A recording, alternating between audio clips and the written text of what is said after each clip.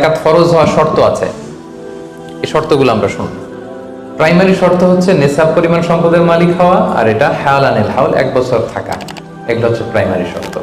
আরো 3টা সেকেন্ডারি শর্ত হচ্ছে আল মিলকিয়া, পূর্ণ ওনারশিপ থাকা, আর জিয়াদা, এটা আপনার অতিরিক্ত টাকা এটা হওয়া, আর হচ্ছে আদামুদ্দুয়ুন, ঋণ না থাকা।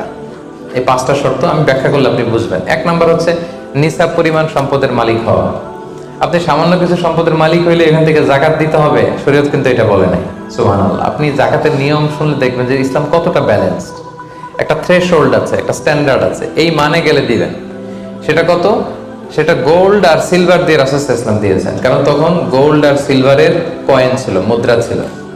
আগে কিন্তু সোনা আর রূপা দিয়েই মুদ্রা বানানো হতো, পরে এটা পেপার মানি শুরু হয়েছে, কাগজের টাকা।